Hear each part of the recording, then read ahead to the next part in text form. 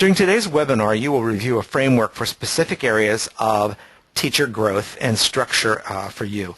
Also, as an instructional leader, you're going to learn to deliver precise feedback for your teacher reflection and growth, thus leveraging the current evaluation system for its most positive outcomes.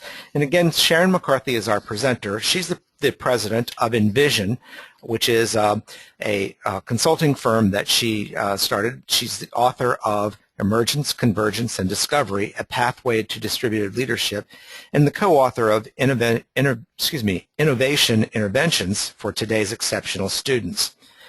During the webinar, please submit your questions using the question box on your GoToWebinar panel. We'll respond to your questions as time permits, and after the webinar, any that we haven't gotten to, we'll respond to via email. A few details about technical difficulties. If you should experience any technical difficulties, you're going to want to call Rich at 703-860-7259. And if you're tweeting today's webinar, please use the NASSP hashtag NASSP webinar. You can also follow NASSP on Twitter. Our handle is @NASSP. We're also on Facebook at facebook.com/principals. Today's discussion is being recorded and will be available at www.nassp.org/webinar videos sometime in the next few days. And with that, I'd like to go to our presenter and introduce Sharon McCarthy. Sharon, are you there? Good afternoon, everyone. Thank you. Yes, John, I am. Thank you for that wonderful introduction.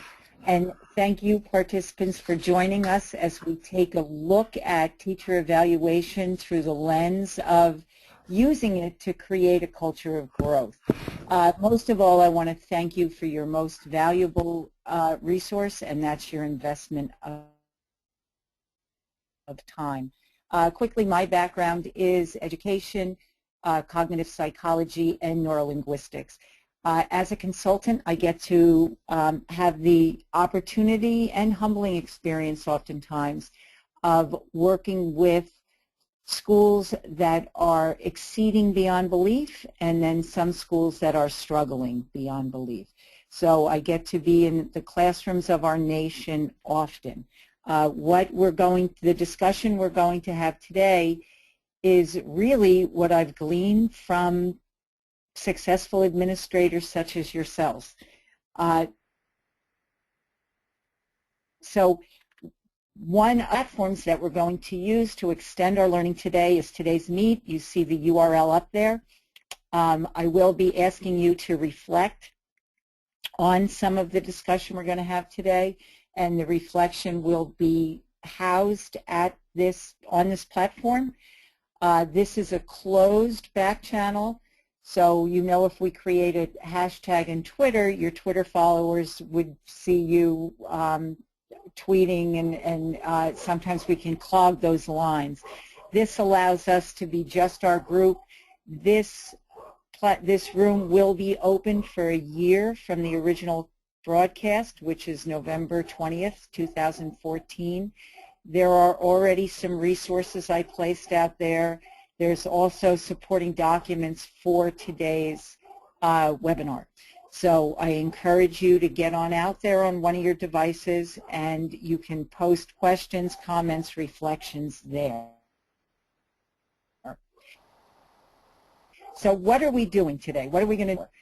Since we've all been handed the mandate of doing the increased teacher evaluation and observation, and the stakes have risen so high, how can we leverage what we have to do to create the system that we want, to be able to keep moving forward the visions you have for your schools and your students?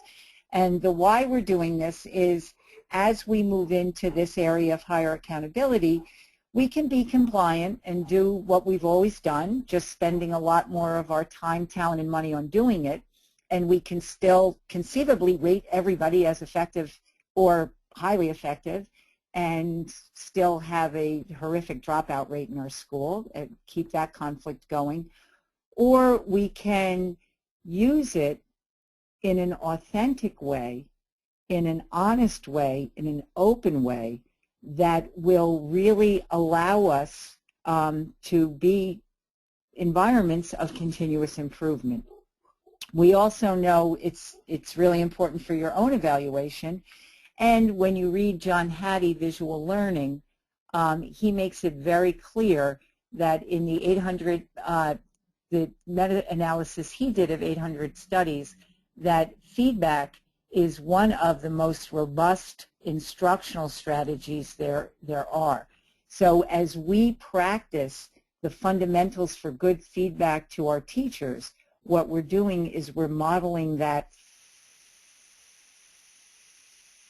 for their, so they can do the same. So how we're going to do that, what we're going to discuss in our fundamentals of feedback, I'm sure you're familiar with these. I'm just going to go over them briefly so we can target in on one that's not there, but I feel it needs to be. We're going to look at the differentiation of feedback. It's very important that, just like we want our teachers to differentiate with students, that we're entering in a different role with a teacher who's chronically partially effective or ineffective. That's going to be very different than the role we enter in with the teacher who is effective or even rates highly effective in some of the domains.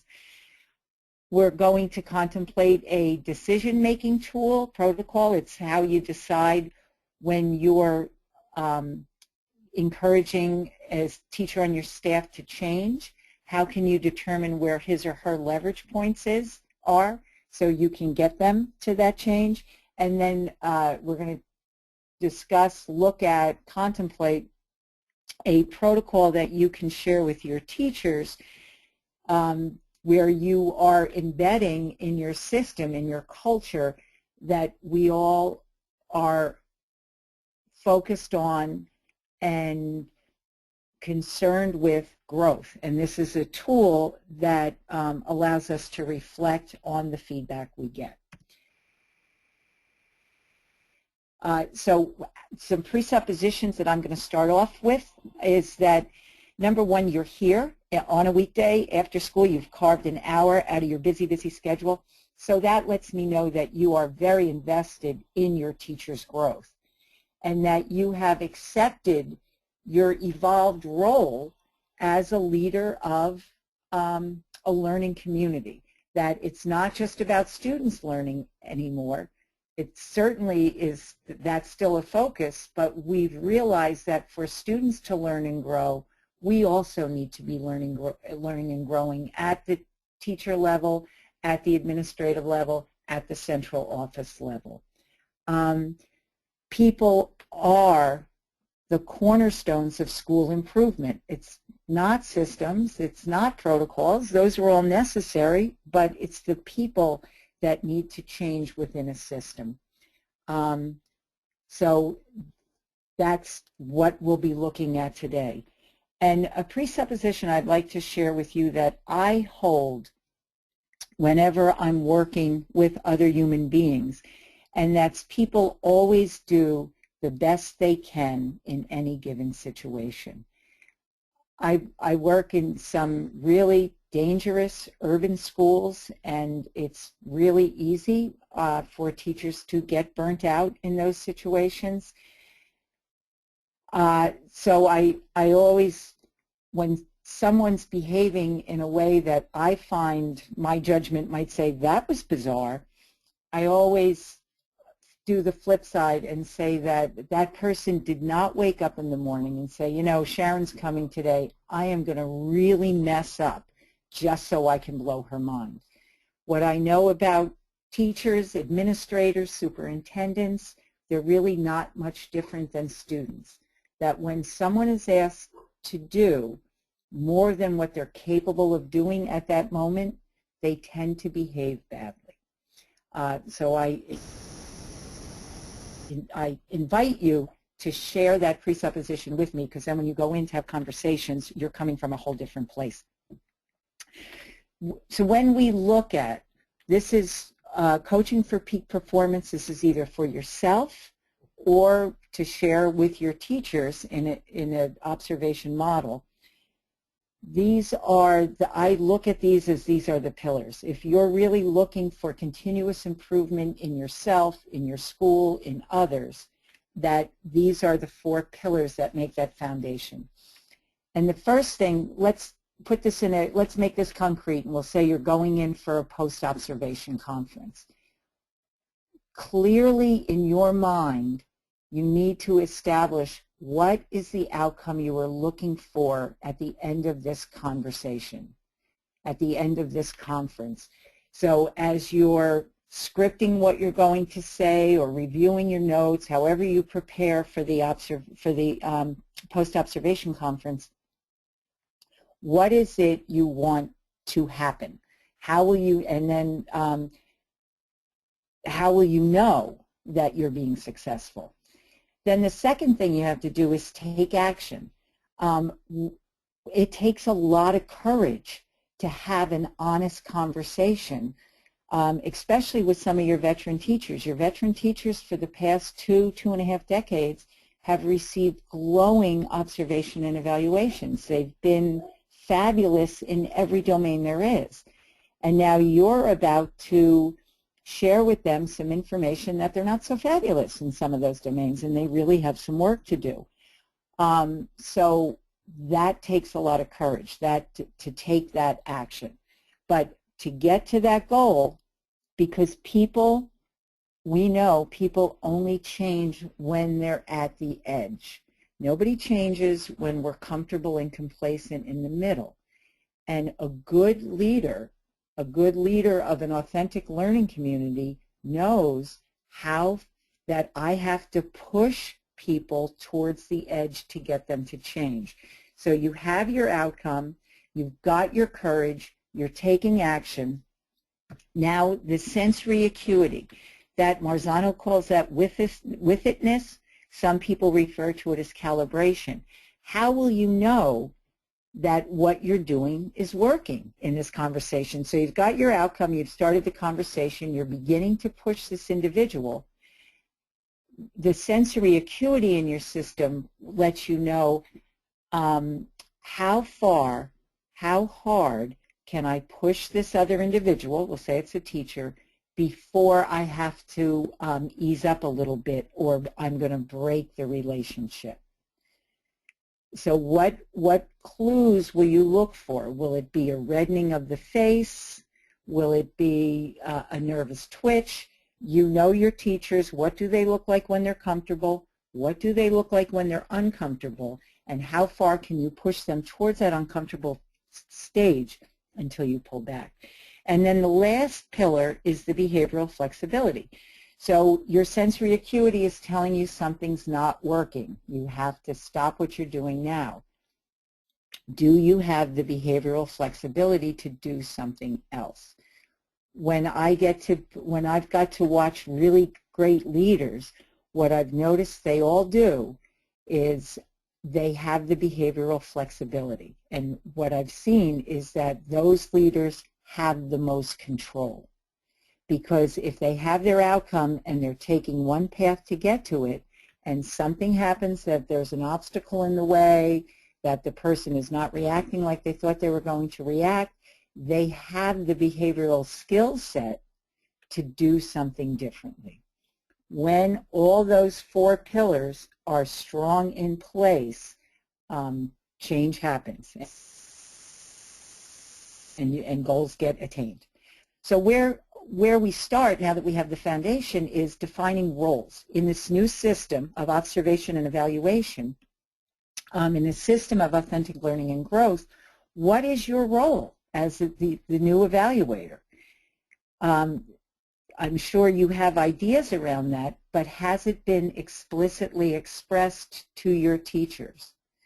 And do they know what is their role in terms of this new system of accountability? And I don't mean just familiarity with whatever instrument you're using.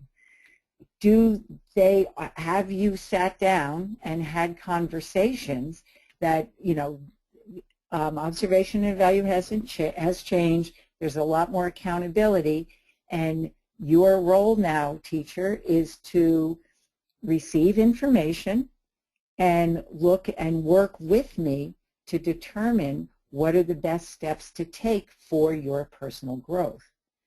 Also, in this system, do you know the career goals of your teachers, of the people with whom you're working? Because as the lead mentor coach, which is part of an evaluator's new role, are you creating situations so they can get the skill set they need to support them in their career path? Are you helping them make the connections they need, the reading they need to do as they go out and look to grow their career? So those are kind of the new roles. And have you been able to honestly and openly have also the new role as an evaluator when you look at determining what PD are we going to do in our school this year? It's no more let's take a survey, see what the teachers want, or gee, I went to a conference, I saw this presenter, I think they'll really jazz up my staff. Those days are over too. Now you're going to look at the aggregate data from your evals and say, okay, I've got, this one teacher really needs support in this area, so you can send him or her out to a place where she can receive that support, or bring some of your teachers or instructional coaches to him or her. Is there a smattering of teachers that all need the same thing? Maybe you have another teacher present to them, or bring in somebody for targeted PD for that group. Or does the whole staff need something? And you would do so. Your data from your eval is now going to drive the professional learning that's necessary to support the folks in your system. And also, rather than waiting for people to get in hot water, what prevention? Look at your system. What preventions are in place? For instance, you have new teachers on your staff. They may be new to the profession. You may be their first hire, or they just may be new to your district. They've moved or whatever, and things are radically different than their last district. So what kind of structures, supports do you have in place where these new teachers can get together and have conversations, get information from more experienced teachers? Because that all goes towards that role of supporting others. And then finally, what are you doing to ensure that you stay current? I'll share a story. I did a keynote in a school in this country at the beginning of the school year, and the superintendent followed me. And he addressed the staff after I was done. He said, our Department of Ed has handed down new rules and regs about using social media in our school, and I want to share those with you. I want to make sure you know all about that. So he begins with talking about the Facebook, and you could tell by his vernacular that he doesn't really engage much in social media or professional learning networks. And he made a joke out of it. He says, as you can tell, this isn't anything I do. And he said, if I had taken the ALS challenge, I would have had to share my results with you through Polaroids, which of course is very funny, and the staff laughed. But I was sitting there thinking, what I encourage all my administrators to do is model the skills necessary for our students to be competitive in a global workforce. And when you have the leader of a district who is very not current with how information is shared and gleaned today, that's probably not the strongest place for a learning leader to be. So your responsibility, since you're supporting and growing others and being able to diagnose what are they good at, what are they on the verge of being able to do, and what support can I lend them to get them to where they need to be, takes an extreme amount of awareness of current practice on your own part. for over 10 minutes. What I would like you to do right now is go out to today's meet and post what you're doing or what you're thinking of doing in terms of your new role in this evaluator in an authentic learning place, where it's up to you to make sure your teachers are growing as much as it is up to your teachers to make sure your students are growing. So what are you currently doing? What would you like to do?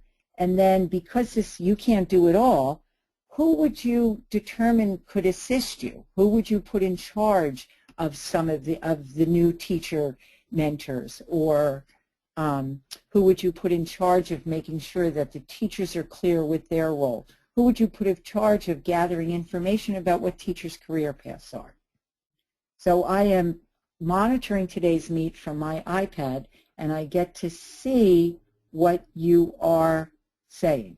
So I'm going to stop talking for 2 minutes and allow you to do this. I wish I had some ambient music to play, but I don't. So I'll just be back in 2 minutes.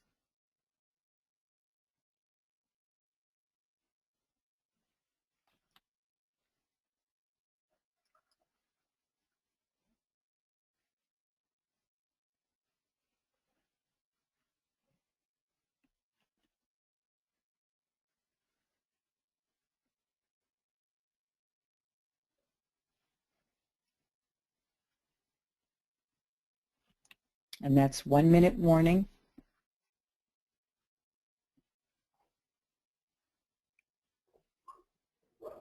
Okay, good, great, thanks.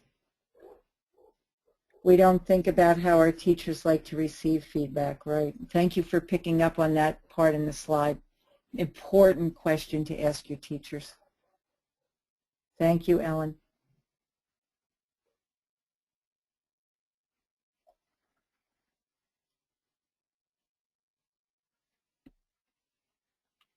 I know that some teachers would like to see what you've written before they come in to talk, because they feel they don't think quickly enough on their feet. Whereas if they have some things digested beforehand, they can be more participatory in the conference about their growth. Oh. I'm glad you have a mirror for reflection. That sounds good. That sounds good. I like metaphors a lot. All right, so thank you for posting on today's meet. Please continue to do so throughout the conference. So where I'd like to go now is looking at determining leverage points in another person, and also a decision-making protocol. So the protocol we're about to look at on the next slide, you can use when you're coaching another person. You can use it to plan your own career or assist others in planning their career. I'll say it right up front, when we get into the differentiating your roles, depending on what the summative evaluation is, sometimes you might have to counsel someone out of the profession. This is a great tool to use to help them determine what profession would they best fit. So it's a way that with dignity you can counsel someone out of the profession, but we'll look at that when we get to the part about differentiation. So you look at this tool when you're planning your own career, or helping someone else's with theirs. Also, school improvement planning, when you're determining what paths should we go down, especially with all the push to include digital tech in your schools. As we know, just buying computers doesn't really do much. So you can use this tool to make decisions about where we're going and how we're going to go there, and certainly about aligning yourself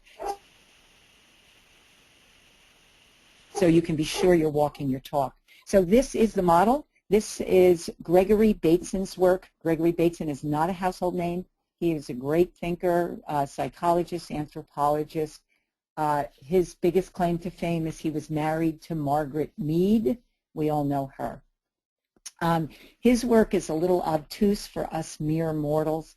So Robert Dilts out of UC Santa Cruz took Bateson's work and put it in this model. That's what you're seeing here.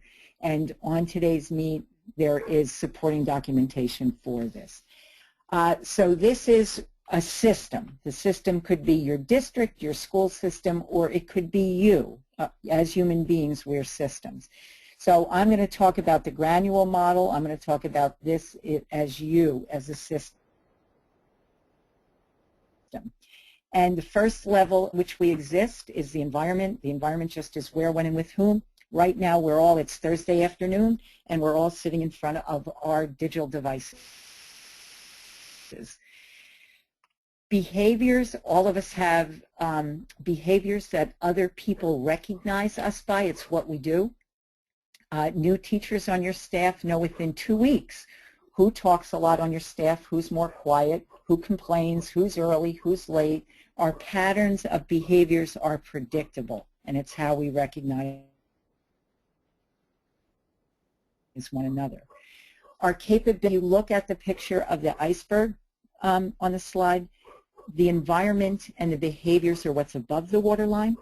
Our capabilities are at the waterline. Some of them are very obvious, and some, like when I work in my schools, they're familiar with some of my capabilities, but they may not know that I knit really well.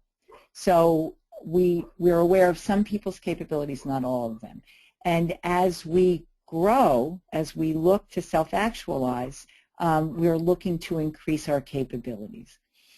And in fact, when you look at Maslow's triangle, there are some who say the highest point is self-actualization.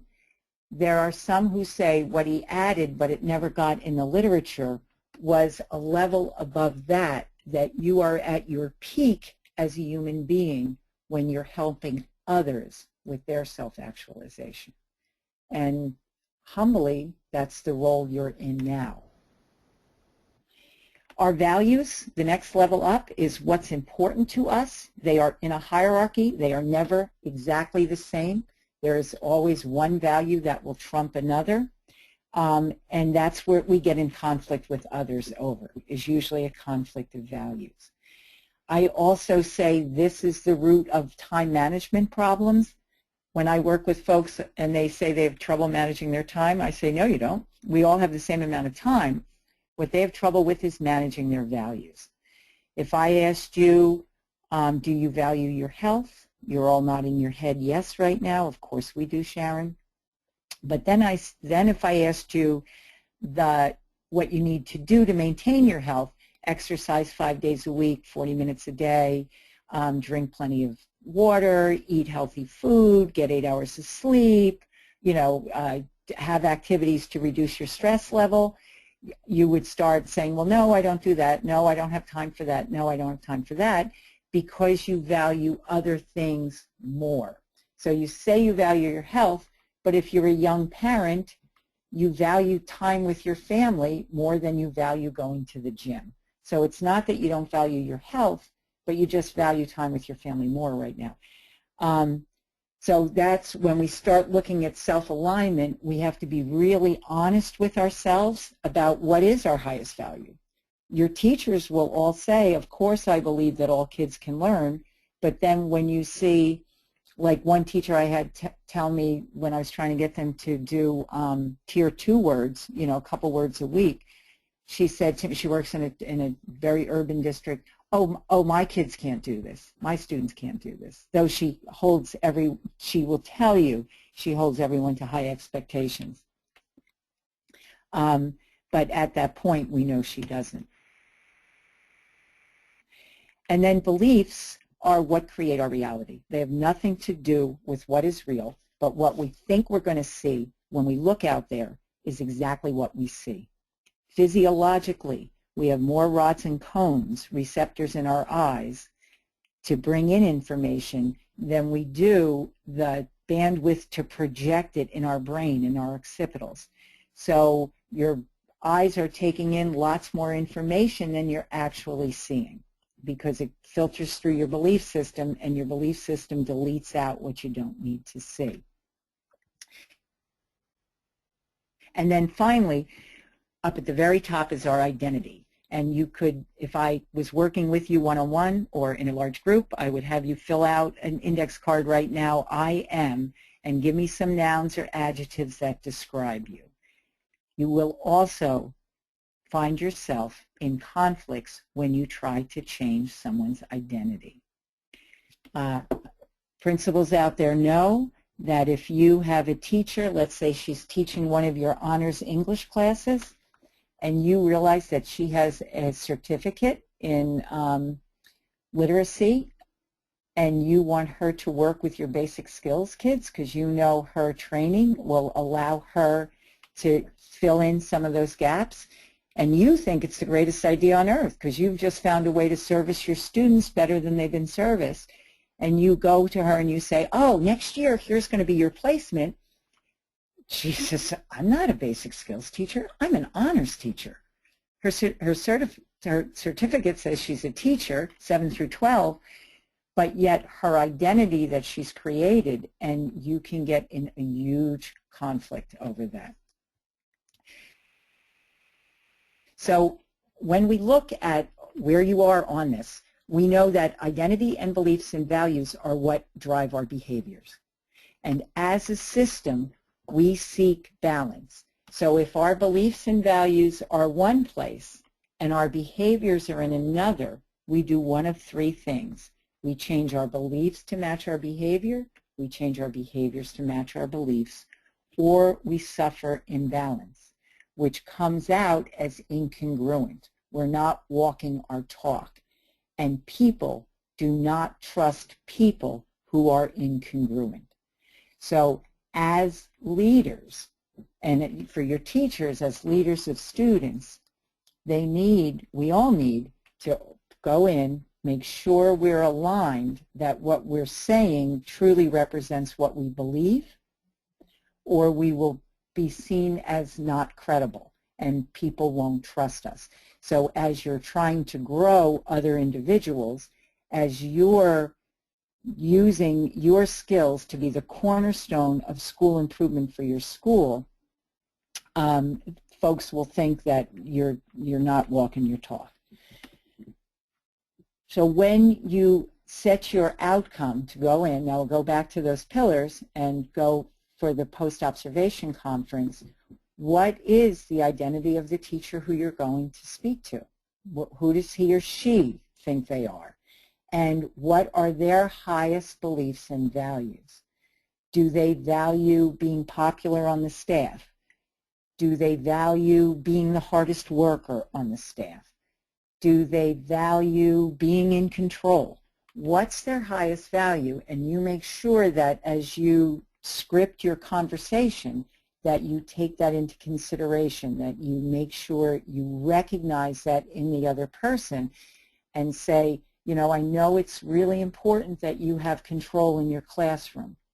So as we go through this observation and evaluation post-conference, let's look at some places where you can grow your skills to have even more control. And that, you know, you're going to encourage them to be more behavioral have more behavioral flexibility. So it's a win for you, and it's a win for your teachers because they're hearing that you know who they are, that you're seeing who they truly are. And if you see these two questions are framed at the belief level, because Einstein told us you can't solve a problem at the same level that it occurs, and oftentimes grading practices are one of the most divisive conversations that happens in a school, but that's because it keeps staying at the behavioral level. When you bring the conversation up to the belief level, how do your beliefs about student learning and growth drive your grading practice? Well, if someone's giving zeros, then that means they believe that grades should be used as punishment. And I'm not here to say one's wrong or one's right, but when you have the conversation up there, it's just a quicker, easier way to reach resolution. And then one of the things you have to look at in yourself, because Our observation instruments are much more objective than they've ever been, but we're still human beings filling them out, so of course they're going to be subjective. So how do your beliefs about student learning and growth drive your evaluation practice? I have to tell you, one of the things I hear from teachers out in our nation is that they are looking to move their classroom to have alternate means of assessment, learning that's social and collaborative, but some of their administrators mark them with marks off for that because they said the classroom was too noisy, even though the noise, if you listen to it, was all around the content that the students were exploring. So just another way to look at yourself, to look at the alignment. So if you could, while we have a few minutes left, and then we're going to open it up. We have about 12 minutes left, and we're going to open up for questions. But please take a minute and post your thoughts. I would love to see how you're thinking about using this decision-making protocol in either for school improvement or for your individual's improvements. I will say that in that model, identity, beliefs and values, capabilities, behaviors, and environment, if we look at that as at your school system, the school itself is the environment, it's the plant. The behaviors are what you do in that school. Do you have block scheduling? Do you have flipped classrooms? Do you have an agreement with your community college? Those are all just behaviors that happen in your school. Your capabilities in that school, you only have 3: time, talent, and money, and all 3 of those are finite. Your beliefs and values, that's your vision, that's your mission, and your identity is, what's your community say about your school? You're a good wrestling school, you're a good Socratic seminar school, you're a failing school, you're a school on the rise. You know, every school has its own identity. When you're looking to spend your resources, that should be driven by your highest values and your highest beliefs. What is it we want students to be able to know and do, and what's the most effective way of getting there? And then that drives how you spend your time, how you spend your money, and how you spend your talent. So when we move on, okay, so someone posted, how do you use this leverage and decision tool to counsel someone out of the profession? Let me address that real quickly because we're going to get into the counseling aspect. You would sit down with them. I'll go back to that slide because that's a really good question. You could share this model with them, and you would say, fill out, you know, right now, tell me, so what are some nouns and adjectives about yourself? And what do you think? What's important to you? You know, and so you get a list of what's important to them. And you'll see if you ask it enough times, the same value will keep coming up. And then you say, okay, so, and what you'll find is the values and their identity usually aren't a good match for the classroom. You know, maybe they're a lone wolf, maybe they don't really like kids, you know, maybe they like doing research and development, but you know, they don't like being in a noisy classroom. So you say, okay, here's who you told me you are, here's what's important to you. What do you think? What are some, you have a bachelor's, and most of your teachers probably even have masters, you have degrees.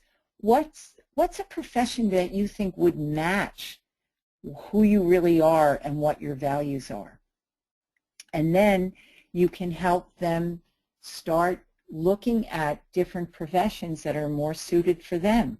And they'll wind up thanking you. This observation that you went in, that you were saying to yourself, oh my gosh, I really have to do it. They're not doing right by the kids in my care. They wind up thanking you because they know they're unhappy in what they're doing, and they're getting all kinds of reports that let them know everybody else is unhappy with their performance.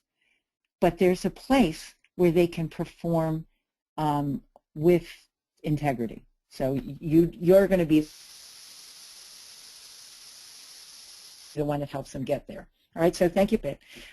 So feedback essentials. I'm sure most of these you're really familiar with. The only one I would want to really punch out is the differentiated. And then what this requires. This is a technical skill. You need to have rapport with other folks. You need to be honest, persistent, and the courage is the hardest part. So when we look at this idea of differentiated feedback, when you're setting your outcome for the post-observation, you're determining, am I going in as a coach, am I going in as a mentor, or am I going in as a counselor? If the coach is, if someone's really consistently effective, highly effective, they're good in their pedagogy, they're good in their content, you know, you're like coaching Michael Jordan. So what are you going to do? You're going to ask a lot of questions just to get them to reflect on their own process. You're going to get them to go internal because that's where they develop their new competencies, you know, when they create them for themselves on what they're thinking. And you would do that when you see, okay, they're doing this well, and you can tell. You've got a teacher who told you one of her goals this year is to get students to collaborate more. And she's got the beginnings of that. You know, you can see, but it's still not going really well. The time isn't used as effectively as it could by your determination. But you can see she's on the verge of being there. So that's something you're going to really focus on and ask her questions about how she, you know, what's going well, what can she do differently, more of, less of, that will get the kids to work well together. For a teacher who is rated effective or maybe has a couple partially effectives, then you want to go in as a mentor. And as a mentor, it's okay that you tell her, gee, I saw you did this, why don't you try this instead? You can offer advice, you can offer solutions as a mentor. When you go in as a counselor, that's for teachers who can't get out of the partially effective or ineffective rating. They just consistently go there. You've had other people go in, you've upped the number of observations that they're receiving, you're doing some informal walkthroughs, and they're just not cutting it. So then a counselor, you have a couple different roles. You're going, you know, that's when you come up with the action plan.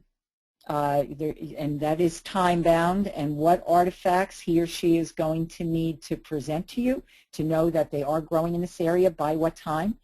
It may actually be an issue that's outside of school. Do they have a dependency problem? Is there abuse in their life? You know, teachers are human. Their families are as dysfunctional as anybody else's. So, or is it a health issue? Is there something, do you need to seek outside counseling for them? And then you're also making the determination is, do I need to counsel them out of the profession with dignity? So, and that due to a question on today's meet, we've already kind of looked at that. But most importantly, because as you can see in the news, some teachers have already started filing lawsuits against their rating. There was a school out on Long Island, a teacher out on Long Island who's already started that because she's always been effective. She was Teacher of the Year, and all of a sudden she came up ineffective because of the student achievement data factored in. When you're doing, this is just a eye-open, when you're doing corrective action plans, you better make sure that they are perfectly aligned with your evaluation instrument. That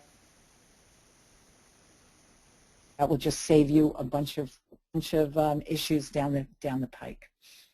All right, so what I'd like you to reflect on is, out of coach, counselor, and mentor, what role do you feel you're most comfortable in? Where do you know, are you one of those folks who's really comfortable telling people what to do and how to do it, you know, giving advice? When I was in the classroom, this is what I did. Or are you more comfortable coaching? You know, you're trained in cognitive coaching by Costa, and that's how you approach everything. Or are you really did you come from the counseling part and you're really good as a counselor? And then, of course, what you need to look at for yourself in real examination is what role would cause you to stretch the most, because you know that's where you need to kind of do some focus and do some work so you can be as adept at all that you do. All right, the last thing I'm going to share with you is this tool for growth. It's a tool you can share with your teachers. It's a feedback matrix from Mind Tools. And what by sharing a tool like this, it doesn't have to be this, but it's just a suggestion, but by sharing tools for reflection at the post-observation conference, or if you're having a conference with a teacher that's maybe not post-observation,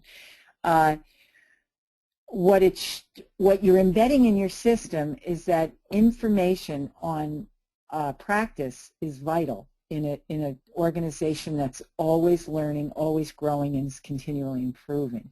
And when we receive information like this, we need to reflect upon it. So the matrix looks like this. As you can see, it's a 4-quadrant matrix, and the upper left quadrant is what news did you just share with me as my principal that was good, but I knew you were going to say that because every year I get the same information that I do this one thing really, really well. And then the upper right quadrant, what did you tell me that I do well that I didn't even know I did that well? That was like a nice surprise. It was unexpected, and I was glad to hear it. And then on the bottom left, what did you tell me that was negative about my performance that day? But I knew you were going to say that because I was there as well, and I saw that that didn't go well.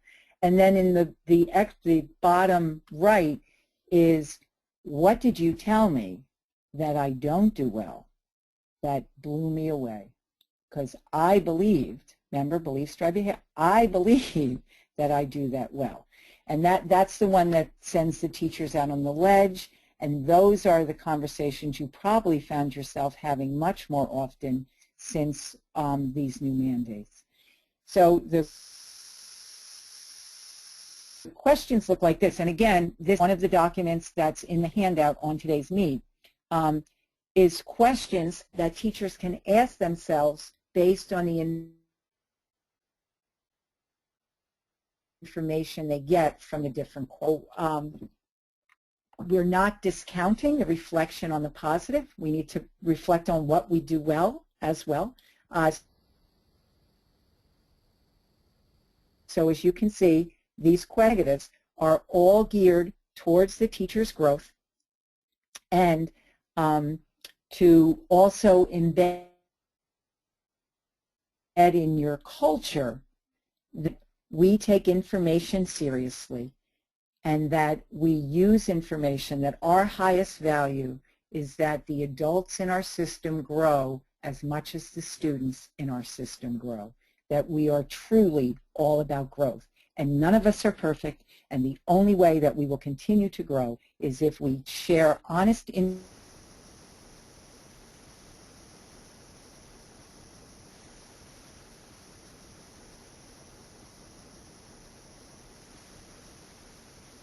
information with one another. I want to make sure we have time to open for questions. So please, what I'd like you to do right now is just take a second and think about what are 3 things you plan to do differently based on this webinar in your school or your district, and please post those to today's meet. As I say, thank you for your time. Thank you for being here. The good news is you do the most important work on the planet. It truly matters every single minute. And the bad news is that it matters every day, and that it can be exhausting. That is my email address. If you have any questions you want to direct personally, please feel free to do that. Also, you can post questions on today's meet. I will be monitoring that for the next year, and my email address is also on the page of all the handouts. So thank you for giving me the opportunity to be with you today. to schedule a presentation or to, bring this into your district, please contact Carolyn at NASSP, and she will be able to set you up. So, John, do we have any questions? Sharon, I have one question from one of our breakthrough principals, actually. The question is, okay. It's pretty simple. She wants to know how you would suggest that, let me read it exactly as she wrote it. How do the teacher evaluation mandates fit into the Breaking Ranks school improvement framework? Oh, what a good question. What a good question. That's someone who really values that framework, as do I. I see it as, well, let me bring up a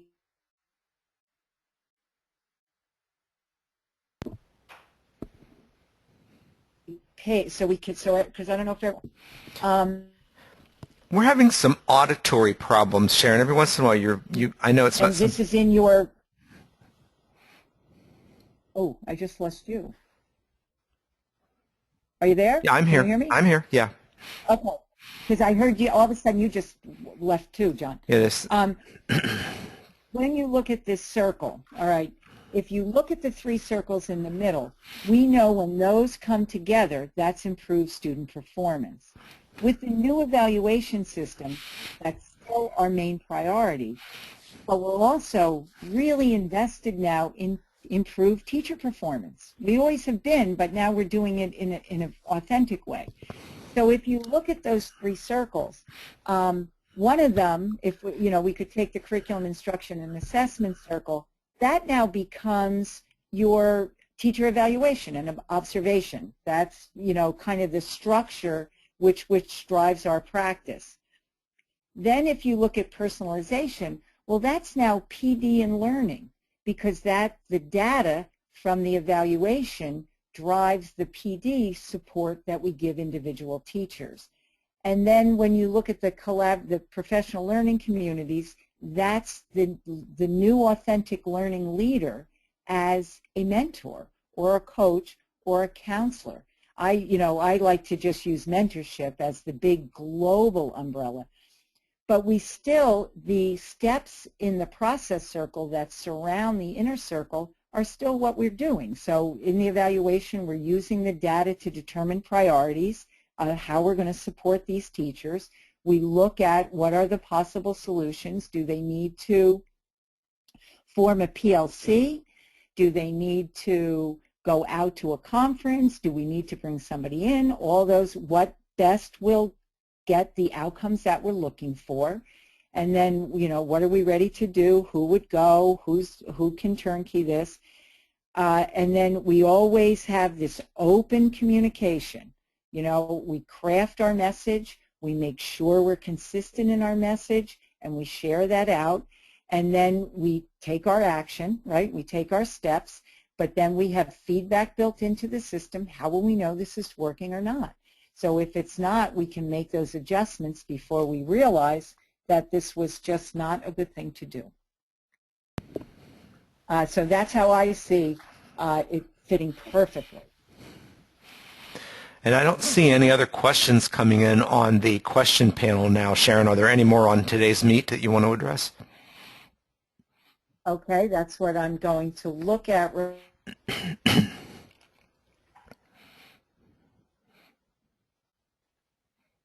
Right now, as soon as I get back to where we were in the, okay, one more.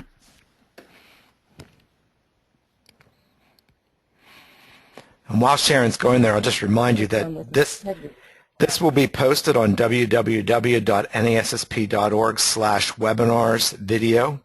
You'll be able to get the slides and the video at that point. I know we've had some audio problems off and on today. I apologize for those. One person couldn't hear us at all, and hope she'll come back and get the audio from the recording later. Sharon, any last words?